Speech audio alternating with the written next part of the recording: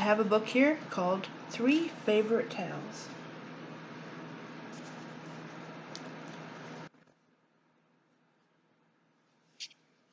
This is the first part. It says, The Bremen Town Musicians, The Little Red Hen, and The Princess and the Pea.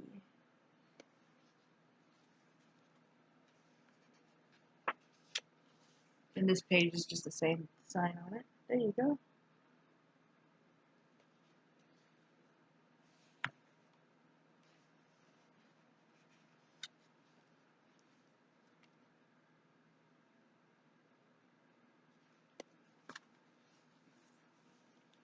The Bremen Town Musicians.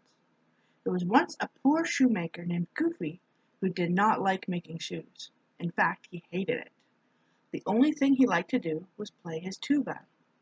At last, Goofy decided to give up his job.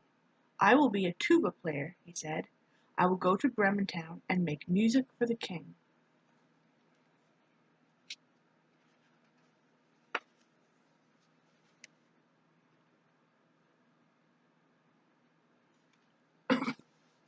On his way to Bremen Town, Goofy met Farmer Donald planting seeds in the field. Work, work, work, complained Donald. I hate working in the fields. Why don't you come with me? Asked Goofy. I'm going to Bremen Town to play my tuba for the king. Oh, I would like to, said Donald, but I can't play a tuba. You can sing, can't you? Asked Goofy. Oh, of course, said Donald. Just listen to this. Quack, quack, quack, quack, quack, quack, quack, quack. That sounds really good to me, said Goofy. Come along.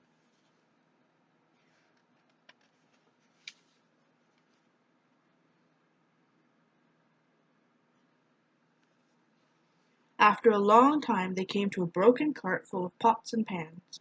Beside it sat Peddler Mickey, grumbling. Oh, I hate this cart. It's always breaking down. Forget your cart, said Goofy. Come with us. Yes, said Donald. We are going to Bremen Town to make music for the king. That's a good idea, said Mickey. Some of my pots would make wonderful drums. I can play them for the king. Then come along, said Goofy.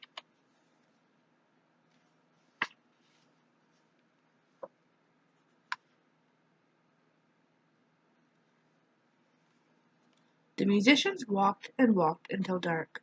They were feeling tired and hungry. I see a light up ahead, said Mickey. Let's see if it comes from a house. Maybe we can get some food there. Soon Donald cried, It is a house, and the light is coming from this window, said Goofy. Goofy was tall. He could see right into the window. He could see 3 mean-looking men. Piles of gold were lying all around them, and they were eating the most wonderful meal.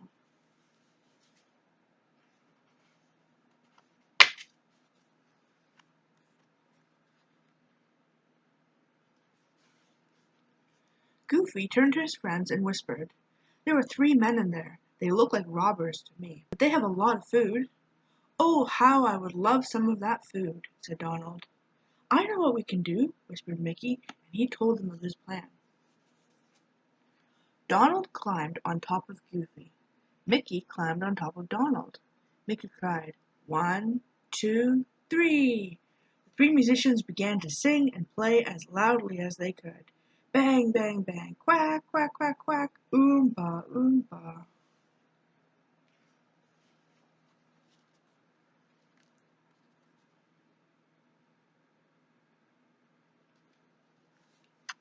And they tumbled through the window. Crash!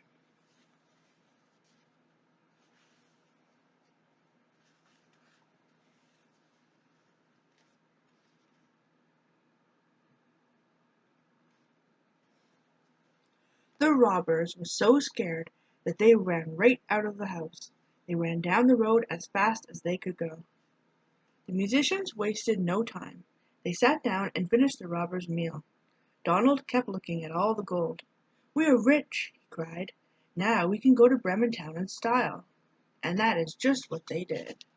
See, that's them traveling with their new suits of clothes and the nice big drum. So this next one is called The Little Red Hen.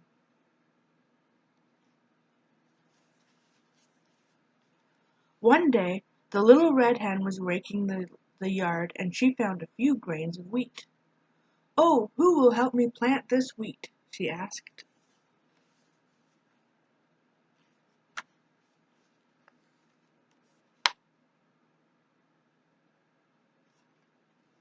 "Not I," said Hughie. He was too busy climbing a tree. "Not I," said Dewey. He was too busy playing with his wagon. And "Not I," said Louie. He was too busy lying in the sun. "Then I will do it myself," said the little red hen. And she did.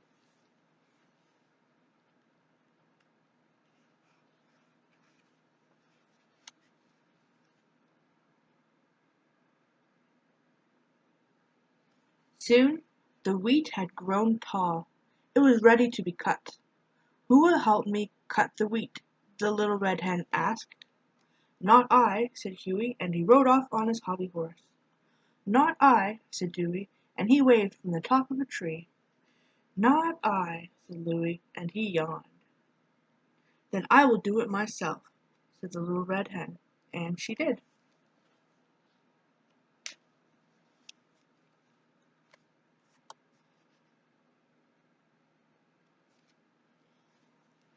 Now the wheat was ready to be ground into flour. Again the little red hen went to Hughie, Dewey, and Louie.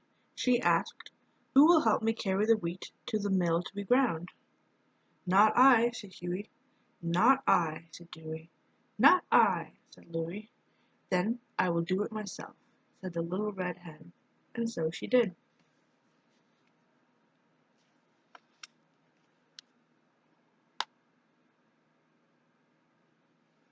When the little red hen came back from the mill, she asked, "Who will help me bake this flour into bread?" Hughie was busy taking a nap. "Not I," he said, half asleep. Dewey was busy playing with the pump. "Not I," he said. Louie was busy playing with a toy cart. "Not I," he said.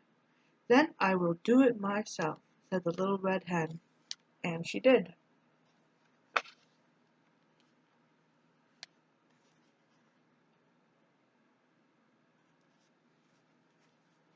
When the bread came out of the oven, it smelled so good.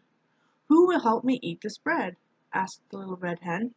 "I will, I will, I will!" cried Hughie, Dewey, and Louie. "Oh, no, you won't," said the little red hen. "I planted the grain and I cut it. I carried it to the mill and I baked it too. Not one of you would help me do the work. I did it all by myself, and now I will eat the bread myself." And so she did.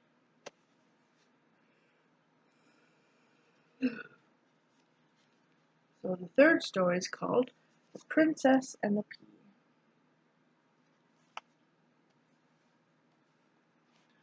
Once there was a prince named Mickey. Since he was a prince, he wanted to marry a princess. But she must be a real princess, he said. He spent many years searching for a real princess, but he was never able to find one that he liked. So he came home to his parents' castle.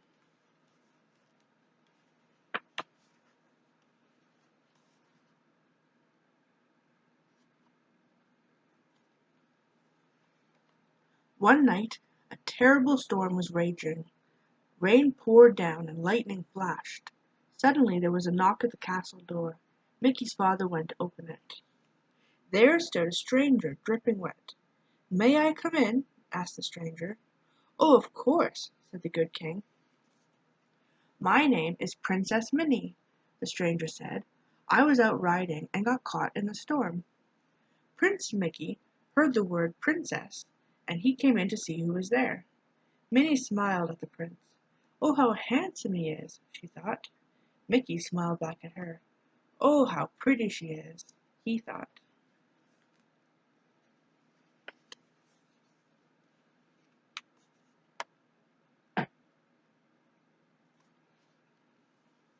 "Did you say your name is Princess Minnie?"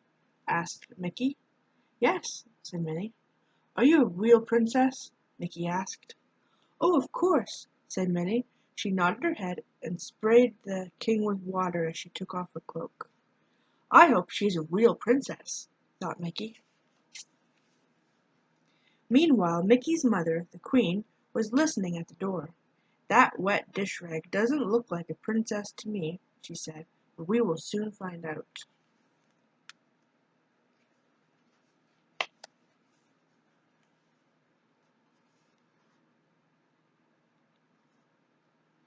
The Queen went to make up a bed for the Princess. First she put a tiny pea under a very thick mattress. Then she put 4 more mattresses on top of the first one. She kept adding more and more mattresses to the bed. "Good," said the Queen at last. "Now the pea is under 20 mattresses. Only a real princess will be able to feel it."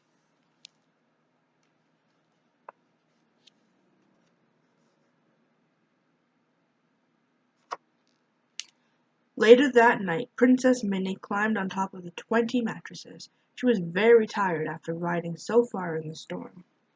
But somehow the bed did not feel comfortable. Minnie tossed and turned, lying on her right side, but she could not fall asleep. She turned and slept on her left side, and still she could not fall asleep. "Maybe flat on my back will be better," she thought, but Minnie stayed wide awake.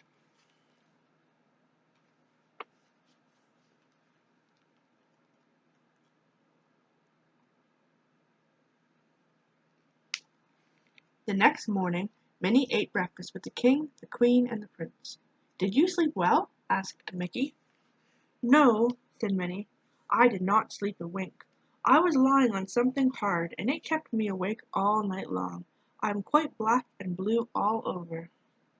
"Then you must be a real princess," cried the Queen. "Only a real princess could have felt that pea."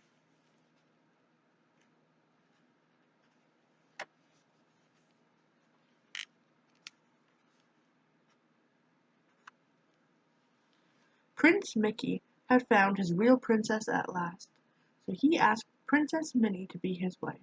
Of course she said yes. They had a real royal wedding and lived happily ever after. The end.